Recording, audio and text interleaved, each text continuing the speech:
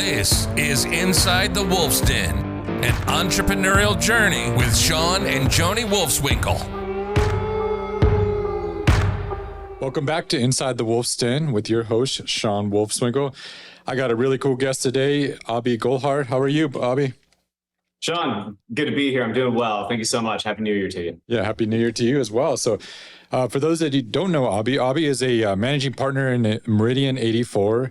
He's an entrepreneur. He's a 3-time nationally syndicated radio show host on Wall Street Business Radio Network. He's a media figure whose experience encompasses print, podcasting, radio, and television. So Abhi, we really appreciate you being on the show today. Maybe just start off, tell us a little bit of your background, how you got started in business, in real estate, and where you are today. Yeah, good question. I've always been an entrepreneur, man. It's kind of like the Matrix, and you take the pill and you're like, wait a minute, you're waking up on the other side, and wow, what a whirlwind. I started my first business in high school in 1999. My buddy and I, Matt Carroll and I, he was my neighbor from down the street. And, the good old days, the kids these days don't really know what that means. But the good old days where, you used to throw a football around and go play with dirt. Before cell phones. Yeah. I think we had pagers back then, maybe.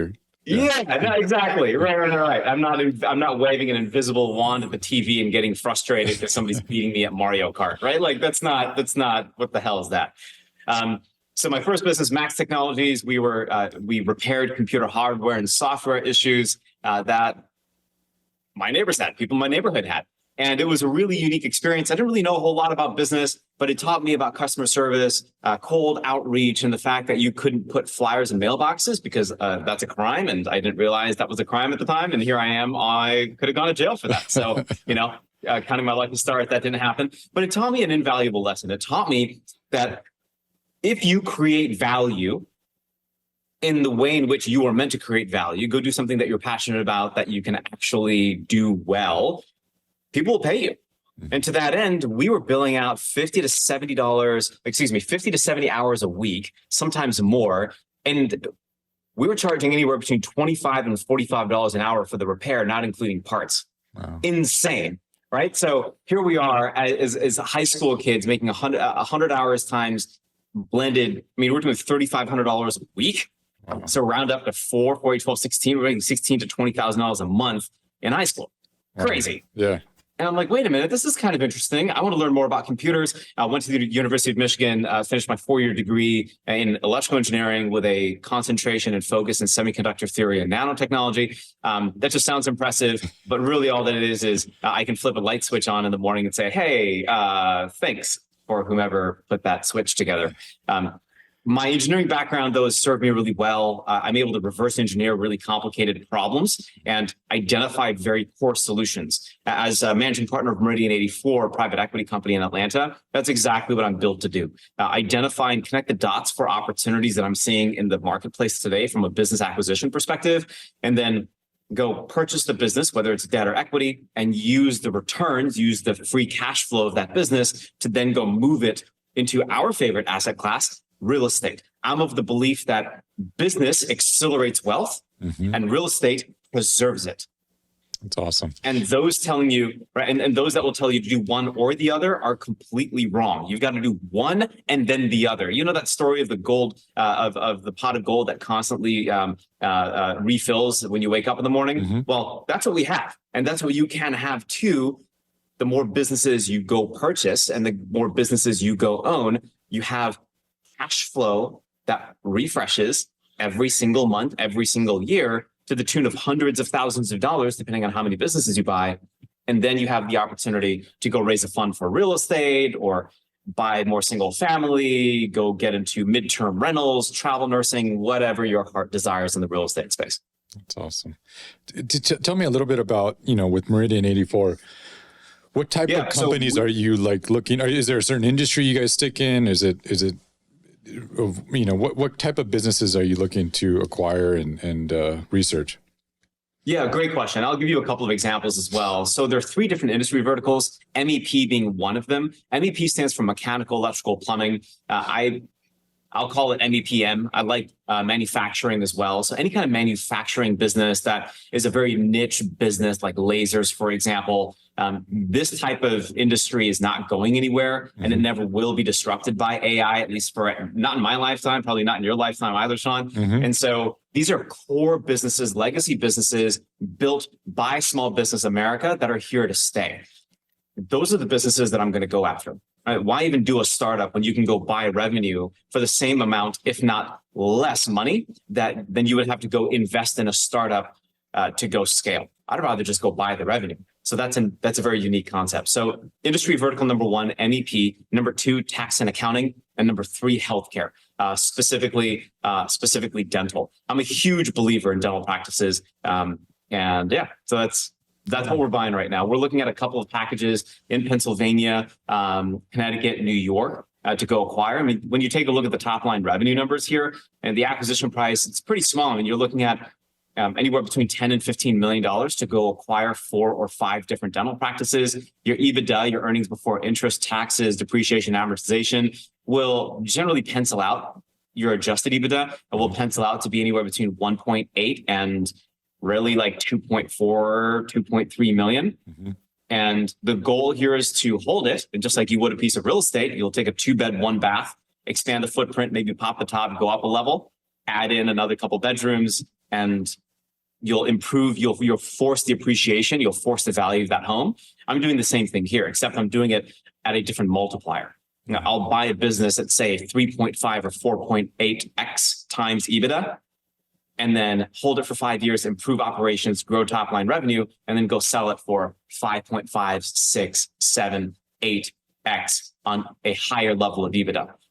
Awesome. So real estate investors, what you need to know here is instead of making $50,000, $60,000, $70,000 and then paying short-term capital gains tax on that, what you could be doing is making millions.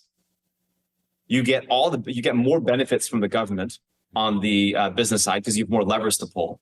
You can get really creative on the debt and equity stack. And if you're making a lot of money, you can invest a lot of money and accelerate your long-term wealth preservation strategy, whatever that may be. Yeah. Tell me about the leads as far as generating those leads of businesses you're looking to acquire.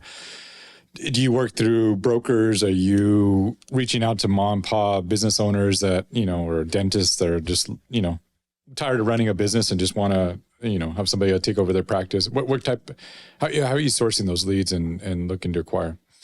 Good question. So take a look at ZoomInfo. All right. ZoomInfo gives you a lot of unique data points. It tells you when somebody's looking for a particular keyword at their computer at work, when they looked for it. So for example, if you are a business owner, let's say you're Shawn, your name's Shawn, and you own a plumbing company, okay? And you own a plumbing company and you're at your office and you're sitting there, then you're typing, you're 65 years old, you're about to retire, your kids don't want to take over the business anymore because they want to go be Instagram influencers for some dumb reason. They're like, I'm going to go make $50,000 a year when daddy's giving you a business that can make you millions. But all right, that's not the point.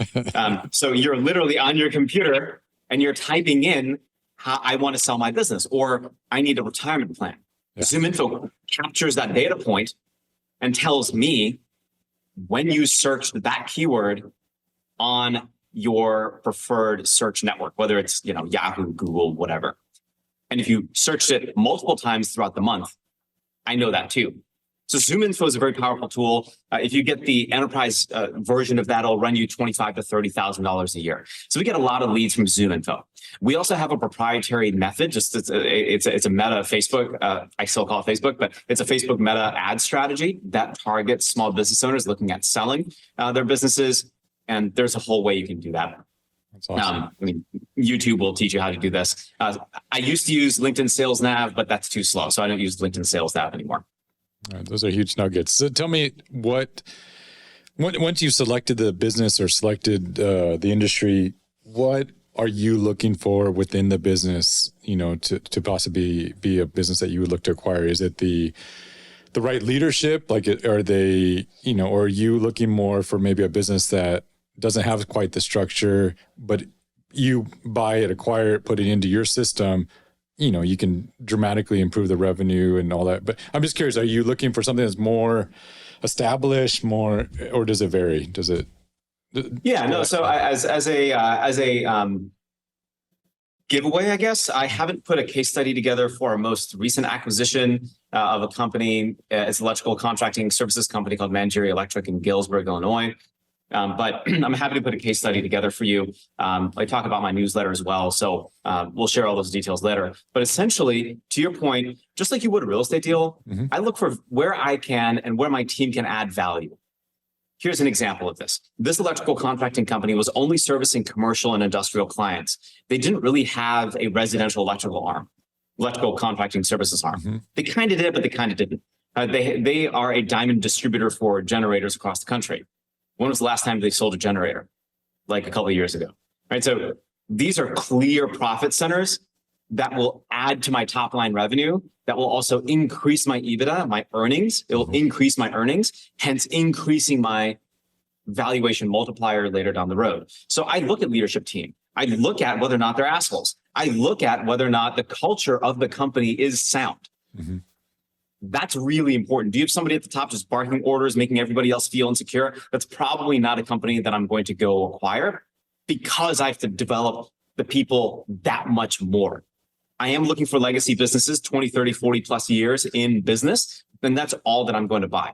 That will shift a little bit depending on the industry vertical we're in. Tax and accounting will buy businesses that have been around for 5, 10 years. That's not a big deal. Dental offices and emergency veterinary clinics, anywhere from 5 to 10 years is okay as well. But your MEP business, I want the name of that business to be a household name in that city, in that county. They've got good relationships with the city, other small business owners in the area. That's what I look at. The true heart of the business is what I'm always paying attention to. So just right off the cuff, that's what I'll look at. The value add can be anything. I mean, small business owners across America, I mean, they built America, right? And yet from a tax perspective, they get screwed. We won't go there because that's more of a political thing, and we'll stay away from that for your show and for your audience and listeners. But I'll say, got very specific views on that. But I will say this, we as a society do not empower small business owners or even anybody to understand the game of money, right? You wake up one day and you're like, wait, I have to play this game of money now? Who taught me the game of money? And then you quickly realize you didn't even realize that you didn't even know the game of money even existed. So how do you play a game you never know existed? That's really interesting to me. Small business owners across America don't understand there's a game of money. They also don't understand the game of business valuation. And so when you look at these businesses, you have to recast, you have to redo their financial history. You have to really dig into their people and understand where the value of the business is and whether or not they feel it can be sustainable for the next 25 or 30 years. Because what you're really buying is the trust in the community and the trust of the people of that business to then lead forward into the next 10, 15 years while you own the business for whatever exit strategy you want. Yeah. Talk about that exit strategy. Are you, when you go in, are you looking for, hey, I'm going to grow it? I feel we can grow it to this potential, and at this point, we're going to look to exit. Is it combining a bunch of businesses that you acquired and then looking to sell it as a package to a much larger private equity? You know, what is your exit strategy? How do you look at it, each business that you acquire? Good, great question. So one of the things that I'll pay attention to is how much more time does this business really have? And is this business something that I need to fold into another strategy, right? So for example, if I'm the urgent care space, is there any technology that I can go buy or build that can make urgent care centers more effective, from a top of marketing funnel to a fulfillment of patient experience, et cetera, everything in that line? And if there is a piece of tech that I can go buy, like a software company that I can go buy, not just HubSpot templates, right? Like a true niche product, then I'll go purchase that with the intention of licensing that to other urgent care centers. And what that does for me is it gives me additional acquisition targets, those that acquire and integrate that software into their urgent care center. So in this way, that software, that technology can live forever. That can continue to give me cash flow. That's not a problem. The urgent care center, on the other hand, It depends. It might be a 5-year hold. It might be a 7-year hold. It might be a 10-year hold. Investors, my investors generally will stay in for a minimum of 5 years, and then we'll refi them out later. I mean, they'll have the opportunity to withdraw their capital, or they want to come in on a different deal, or they want to roll their principal plus interest into deal number 2, 3, 4, or some kind of fund we might be setting up to lift in the next year or two. There are a slew of options for investors, but my goal will always be to hold them for as long as I can because I want cash flow. What I don't need is to buy and flip and buy and flip. I'm not proud of myself if I'm flipping 20 or 30 or 40 homes inside of a 1-year time frame. You know how much in taxes you're paying for that? Like that's not even a business, right? You're taking it on the balance sheet, putting it on the balance sheet, and you take it off the balance sheet, and you put it on the balance sheet, and you take it off the balance sheet. So you have that asset for a little bit of time. You'll realize the gain, which is a massive cash pull drawdown to your income statement. And what are you going to do with that? Yeah. That's not a business. That to me is this rat race of you're thinking you're a really successful entrepreneur, but you're really not because you're not buying any longer term assets. Correct. So for real estate investors, the opportunity is let's go buy and hold. Let's get into midterm rentals with travel nurses. You know, one of the startups that I had called MP Hub, I'm still a co-founder, and the biggest strategy, the biggest benefit to the healthcare industry is we serve nurse practitioners. We help them find their clinical rotations across the US. We have 30,000 nurses in our database. So that's an easy win from a travel nursing, single family real estate buy in Kansas City, Missouri. So we think about these exit strategies in multiple different ways. I think you have to have at least a couple of exit strategies before buying an asset, regardless of what the asset is. Yeah. I love that. You're playing at a whole nother level than most. I think that most probably that even listen to this show, but I want them to see that perspective. And I loved how you related it back to, because so many, the gurus out there teaching and all that stuff about, flipping houses and all that. It's not a business, you got to keep. No, you got to keep. Okay. It's literally shoot yourself in the face. All right. I'm not saying don't go flip. I'm not saying don't go be like Chip and Joanna Gaines and make shiplap your thing. I'm not saying don't do that. Just don't do a lot of that. Like don't do a lot of that. Just here's the game plan. If you're enthralled with flipping real estate, go flip. And then before buying a long-term rental, go buy a business. Invest $100, $150, $200,000 in a business. That business will return you $100, $150, $200,000 in free cash flow. Let's assume, and which is realistic. And let's assume this hypothetical widget company A in Des Moines, Iowa. Now you're a part of local ecosystem. You have a business that you can run efficiently. You are hiring for the right positions. So you're not actually physically running the business. You have the right leadership in place. And then go buy rentals. So that's one way to create escape velocity from this rat race of, well, geez, I have to work with wholesalers and the entire ecosystem of real estate investors, and I have to do this for the rest of my life. There's no way. I mean, I still own single family rentals. We're still picking up single family rentals and commercial property, but that's not a major focus of ours. We have to do that because of the cash we're generating on the business side. And if we pair one with the other, well, guess what we get? We get a cool factor that everybody loves talking about. We get to depreciate the hell out of our income. Yeah. That's the only reason why we're buying real estate. That's it. Yeah. Now, I'm overlooking a lot of things here, right? I'm overlooking deal flow, capital structure, debt, equity, and then, of course, the tax strategy, asset protection strategy, entity structuring. So there's a lot there that I just glossed over. But if you get all of those things right, your number one mandate in 2024 should not be, let me go buy another piece of property.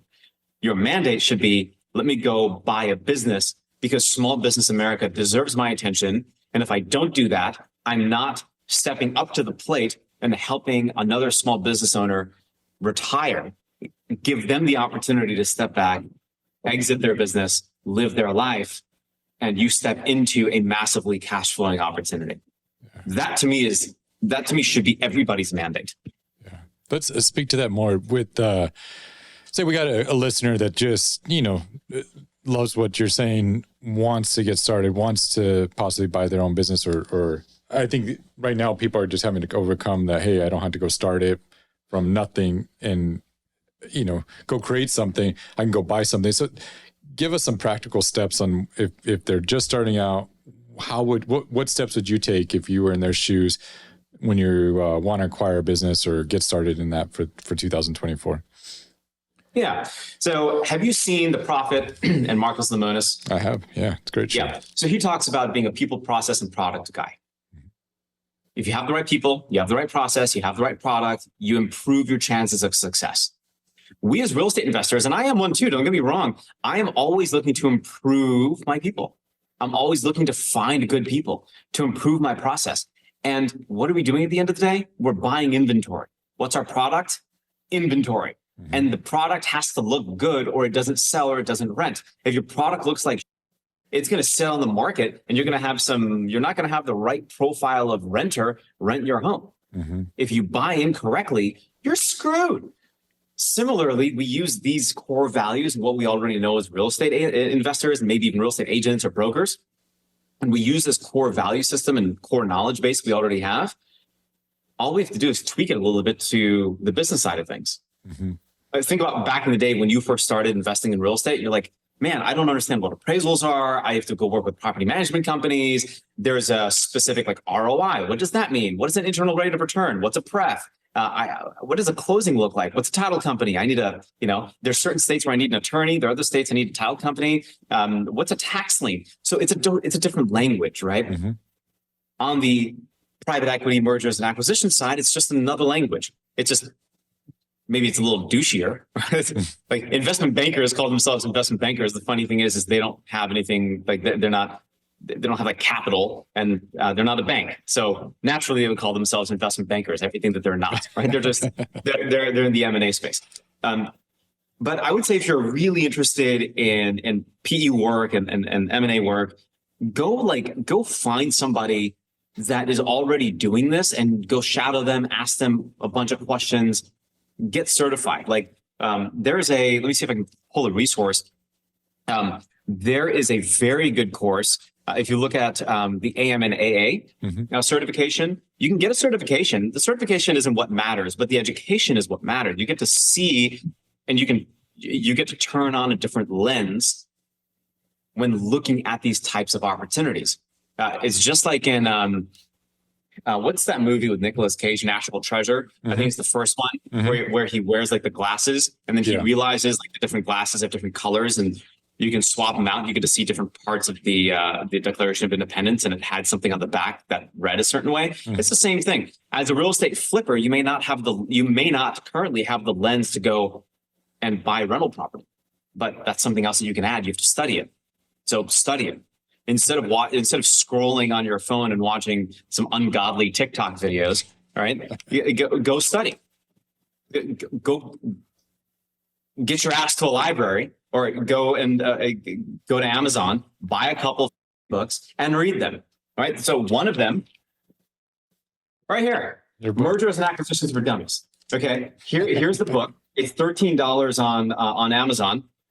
Go read it. And it will tell you pretty much what you need to know. And then go reach out to the author, Bill Snow, and then maybe go talk to him and say, hey, I want to get into this industry. I don't care if you're 30. I don't care if you're 50. I don't care if you're 80. If you want to get into an industry and go do something, nothing will be in your way. You will not be denied if you are that committed to it.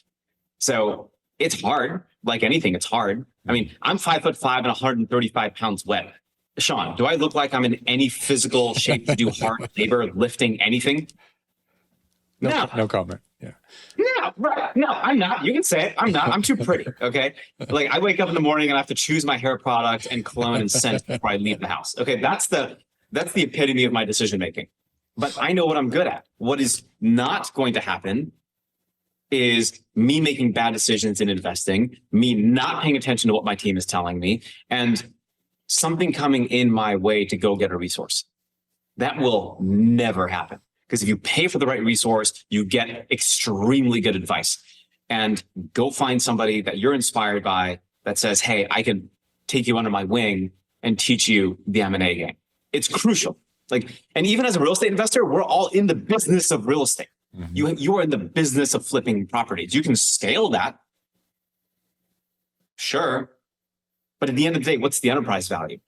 Here's what really pisses me off. All right. You've got wholesalers that will say, hey, I've got a lot of enterprise value in my wholesale business. I'm going to sell it for $5 million. No, what you have, anybody can have in a blink of an eye, like that. Okay. You have no sticking power and you have no high barrier to entry. Anybody can be a wholesaler. So you have zero barrier to entry. And the investors that work with you, if they go find deals elsewhere, you have no sticking power inside of their ecosystem. They're going to go somewhere else. And we've seen that with institutional hedge funds. I've had real estate agents that were working with really large funds that are currently publicly traded that were once buying 20, 30, 40 houses in their cities every month. And then they pulled out. They said, no, we're not going to buy it anymore. You lost the power.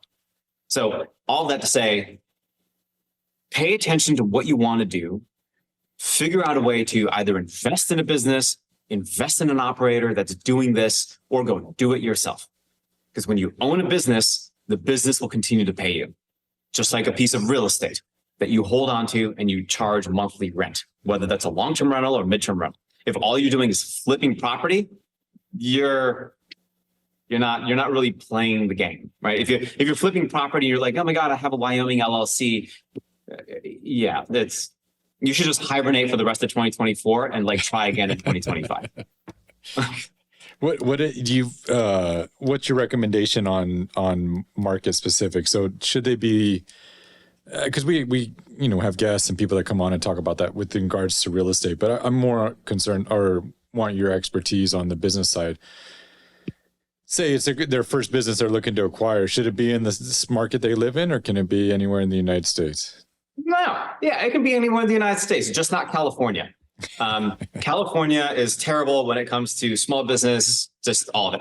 I cannot stand the amount of taxes you pay in California. I was looking at an engineering firm that had government contracts, and they've been in business for 25, 30 years, right? Again, legacy business. I'm an engineer. We had a great time. I met them. They were in San Diego. I looked at the books. I'm like, you're paying this much in taxes with no tax mitigation strategy. Y'all are screwed. Right? Like at least like try to set something up in Florida, right? Or go to the state of Washington. You get a great 1-2 punch. You go to the state of Washington, 0% income tax. And then if you want to go shopping, you drive to Oregon, you get 0% sales tax. So you're saving 8.5%, 9%, right? So like real estate, you can also invest in a business or buy a business that's in your backyard. I think it's whatever fits your fancy. If you feel like you're going to have a lot of FOMO or you can't control a business from afar, then don't do that. A lot of the trends that I've been paying attention to in the real estate space right now, you want to blows the water for multifamily. So if you can find yourself a really good multifamily deal, get yourself into a good multifamily deal. There've been plenty of people that are foreclosed on large apartment complex units because they underwrote the deal improperly. And I told them, you cannot underwrite a deal for 3.5, 3.25, 4.5, 4.25 interest rates with 80% capacity and assume that the interest rate will be the same as it was back then today. And now they're all screwed. They're barely making their mortgage payments. But I would take a look at that industry. I would take a look at single family in the interior of America, Indianapolis, Indiana, Birmingham, Alabama, Battle Creek, Michigan. Michigan's great. I mean, it's a great state. Same with Ohio, Cleveland, Cincinnati, Columbus. I'm a Michigan guy. I went to the University of Michigan, as I said, so I shouldn't be saying that about the state of Ohio. They all just suck. But from an investment perspective, it's good. Indiana, Illinois, Wisconsin, Iowa, Kansas, maybe the northern part of Tennessee. Am I missing a state? Missouri, kind of. Pennsylvania's pretty good as well. But stay to the interior, stay to the Midwest. In 2020, okay, just a quick statistic about COVID, and I'll shut up for a second. In 2020, one of the cities in America that did the best from a rental perspective, Sioux Falls, South Dakota. Check it out. Sioux Falls, South Dakota. I've been there. I've been there, and I don't understand why, but I mean, it's beautiful. Yeah, but I mean, no, you look at their schools, the ratings, and it's like 2 out of 10. But like everybody wants to move there for some reason. And then you realize their community is really tightly knit. I have a really good friend of mine, Destiny Marshall. Sup, Destiny? She's there and she's like driving change in the community. She's a rock star real estate agent, rock star investor, and she's buying properties left and right. And she's crushing it from her top line ROI numbers. And I'm like, dude, okay, I understand why Sioux Falls is a thing. Like it's a thing. Find these small little communities and go all in on them. So now that I have you and we're talking about real estate, where do you think we're headed for the rest of this year, into next year? Yeah, I mean, okay.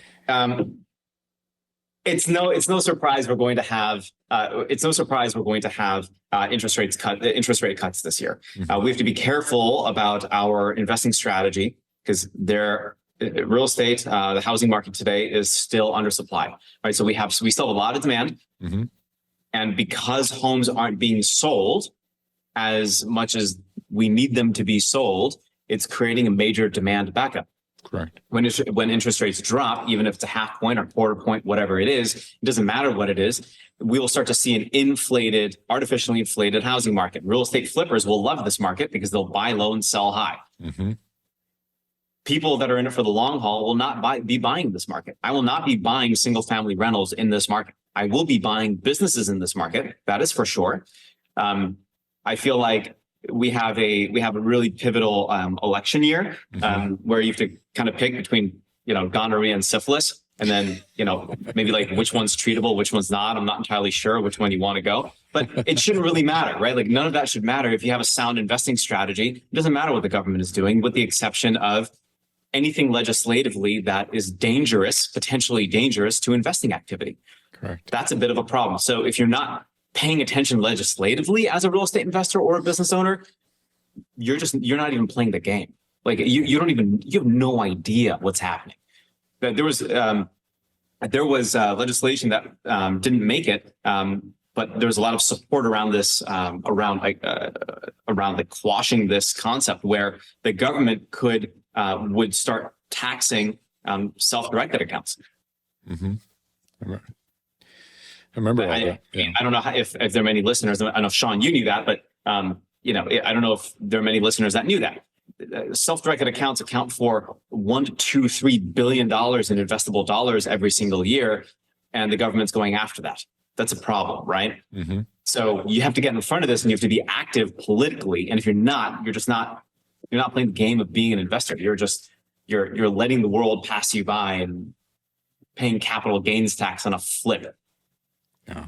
Is there an asset class that you think is going to do more favorably, and which asset class that maybe might suffer some more over the next couple of years?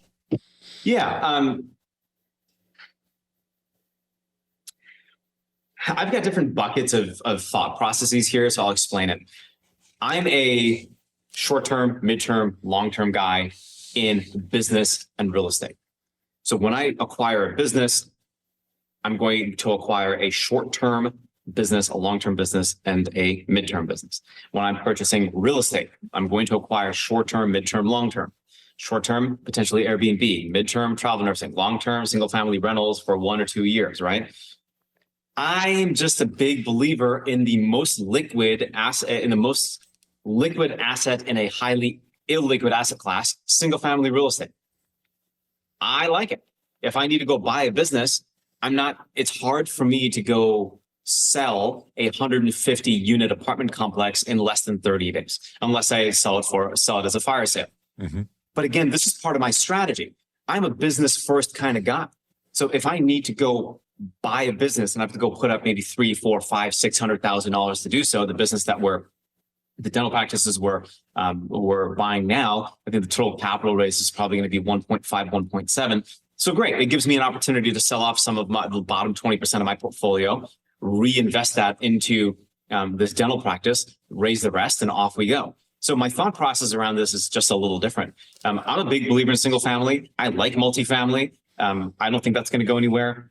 I'm a big believer of the tax benefits you get from oil and gas as well. And the more professional of an investor one becomes over time, you start to see it's like a big chessboard. Sometimes you'll use the queen. Sometimes you'll use the pawns. And sometimes the pawns can really kick some ass and save you. And then you realize, wait a minute, there's a whole new chessboard. And what we talked about today is this world of mergers and acquisitions of private equity. There are plenty of opportunities on the real estate side.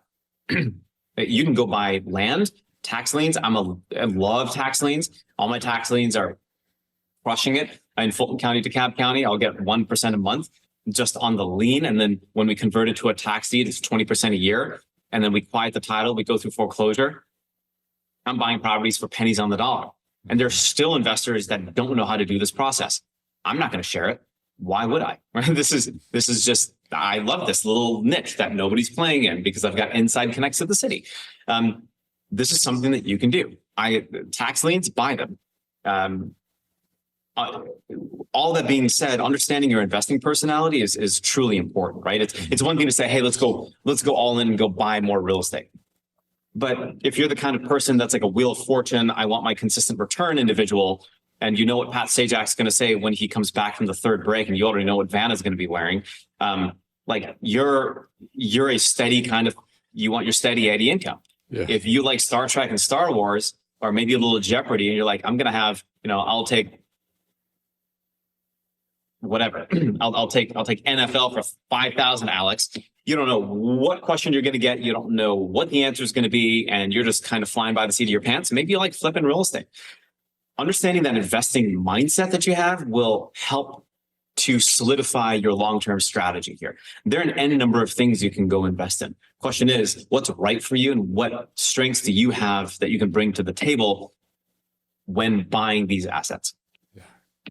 So tell me, where is Abhi headed in the next 5-10 years? I know 10 years is probably too far, but let's say 5 years. I think sometimes 10. Where are you headed? What are you looking to accomplish and some future goals? Yeah. So we've rebranded my entire big stage speaking. I love doing that. I've been speaking now for the last 4 or 5 years on main stages across the country. So I really enjoy doing that because as you can tell, I have a really quirky personality, and that really shines on stage. I love your stories and your little, the Vanna White is a good one. Yeah, so that's a lot of fun for me. I'm spending a lot of time as an assistant head coach for ASO. So I will coach 8 and under boys soccer. That's really fun for me. I grew up in the ASO world, so that's really cool. That's awesome. I'm a board of directors member for the Boys and Girls Club of Metro Atlanta. So every year we raise millions of dollars to help support boys and girls and young men and young women making the transition from high school to college in and around the city of Atlanta. So that's a really big. That holds a really big place in my heart. I think professionally, usually we'll buy 2 to 3, 4 businesses a year. We're pretty boutique in that. Anybody that says, well, I'm buying 10 or 15 businesses a year, they're not operating them or they're going to just fail. That's just way too much. I think this year we'll probably hit about 5 to 6 acquisitions only because we have the teams to do that. And then whatever real estate ideas that we have, we'll probably go invest in. I think I'll start to turn my attention more toward land, tax liens, and distressed multifamily, having really good relationships with bankers. Let me tell you, that's tremendously important. You get to look at opportunities way before anybody sees them, and they will happily give you, just learn how to play golf. Okay, that's my tip. You know how to play golf. You need plenty of bankers. You can talk the talk. You can walk the walk, and if you, as long as you don't look like a jackass, you'll be just fine. You'll be able to rub shoulders and rub some elbows with some bankers and get some deals done. That's how I've been able to do it. I hate my swing. It's the worst ever. I got my clubs on eBay. I don't even know what they're called, like Callaway XJF something. I don't know. I have no idea. You know what? I looked the part, and that's all that matters. So to answer your question, we'll continue to be buying businesses. We'll continue to buy real estate, and we've released a course called the Order of Operations, where if you are interested in learning how to think like an entrepreneur, think like an operator of a business, usually the course it's a weekend course that we have. It's also an online educational series, and it's an 8-month immersive that follows all of this. I'm a big believer in that. There are just not 2 or 3 or 4 metrics for running a profitable business. Yeah. There are 84 of them. And you don't need all 84 right now because there are 4 different stages in the life cycle of a business: startup, growth, maturity, and decline. And in every stage, you have different metrics. You have different factors that play into your overall success. So the cost of all of that will range depending on what you're looking for, between $30,000 and $50,000, and the value is pretty substantial. For the educational course, I'm happy to give it to your audience, whomever wants to email me privately. I'm happy to just give it to you all for free. Okay. So it's the video course comes with workbooks. It's like 14 hours of video content. You get to learn a lot of financial strategies in there too that I use. So if you want that, it's not a problem. We'll, just find me on Google and get in touch with me, and we'll get that course over to you. Yeah, if you wouldn't mind just sharing, how can people get a hold of you? How can, if they are interested in learning more about you, your courses, all that you just mentioned, give us some, and then we'll put it all in the show notes as well. But yeah, if you wouldn't mind, just how can people follow you? Yeah, for sure. So if you're an accredited investor and you're wondering, how the hell do I take these next steps? Go to investmentleague.com. Okay. Investmentleague.com, just like Justice League. I'm not going to compare the two, but it's not like I'm not going to either. They're pretty epic. I'm more of a Justice League guy than I am Marvel, DC, but regardless. Investmentleague.com is my regular newsletter. If you are interested in the course itself, just shoot me an email. It's probably the best way to do it. Abhi, ABHI at meridian84.com. And that's Meridian, the number 84.com. If you want to engage with me online, interact, happy to answer any questions y'all have. It can be a lonely road. It can be a very frustrating road. It can be a dark road, but there are moments where you realize, whoa, you're working towards something that not only has a lot of meaning, but it's also very fulfilling. And that's something that I'll always take away from a few of my mentors. They said, you can either win the game of achievement and study it like a science, just like Tom Brady, right? He's crushed the science of achievement. The art of fulfillment, on the other hand, that's debatable. I think for me, my core focus is really being fulfilled in my life during my visit on this planet. And if I'm only just crushing out my goals, then I feel like I'm losing the game of being human and living life instead of just doing it. Yeah. So, all right. I appreciate your contribution today on the show. I appreciate all the wealth of knowledge that you shared, and I hope people will reach out and touch base with you and connect with you. I think you have a lot of value to offer, and learn more about you and learn more about Meridian 84. So appreciate it today. Appreciate the time. I know your time is very valuable. So thank you again for being here today. Hey, thanks for having me, Shawn. Appreciate it. Sounds good. Well, everybody, please share this. If you got some value out of it, please share the episode. And otherwise, we'll see you all next week. You've been listening to Inside the Wolf's Den, an entrepreneurial journey with Shawn and Joni Wolfswinkel. Tons of entrepreneurial podcasts are out there talking. But Joni and Shawn are living it every single day. Their portfolio now includes many franchises and medium-sized businesses. We talk about the trials and motivators of successfully running a business. Join us again soon for another podcast. But until then, reach out on the website at InsideTheWolfsDen.com, on Facebook at Inside the Wolf's Den, on Instagram at Inside the Wolf Den. We'll see you again soon. This is Inside the Wolf's Den. We'll see you next time.